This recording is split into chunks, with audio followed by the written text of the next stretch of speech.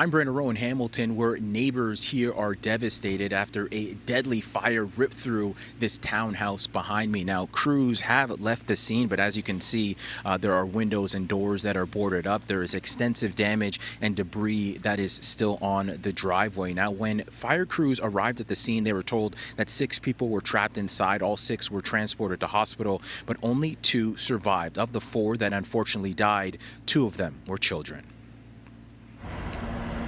It was a fire that woke up neighbors in this townhouse complex in Hamilton. Crews arrived to a fully engulfed structure fire with reports that 6 people were inside. When first arriving crews came, we had heavy fire coming out of both the front and the back, so it was upgraded to a second alarm at that point, just based on the initial conditions. And then once we were aware that we had rescues that we had to make on the second floor, we then upgraded to a third alarm to bring more crews. As you can imagine, under those conditions, there's many different tasks that have to be performed. And given the number of people that we were searching for, we needed additional resources here to deal with that. Residents tried to step in as they waited for Hamilton fire crews to arrive. City News spoke with a man who says he was able to assist 2 men that he claims were hanging outside of the window of the home. I ran over and there was only like 2 neighbors there screaming, "Call 911." I was like, I already did. And then there was 2 people hanging out of each window, like gasping for air.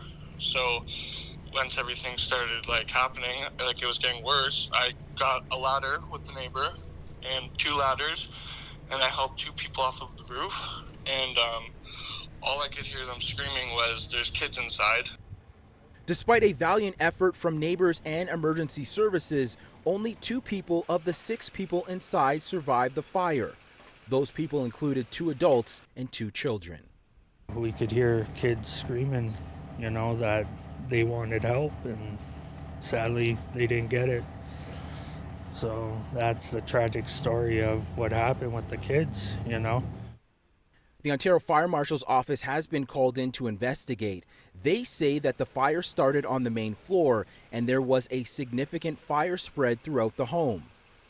There is no evidence of working smoke alarms in the house. Obviously, the rest of the material that's in the house will have to be processed, and that'll actually tell us whether there actually was alarms in there, but at this time there's no evidence of smoke alarms working. The tragedy prompted Hamilton fire officials to go door to door, checking smoke alarms and educating neighbors. The fire has rocked this small townhouse community. 2 survivors left with the tragic news that 4 of their loved ones have died. He's absolutely devastated. We all are. I can't even believe I'm standing here right now.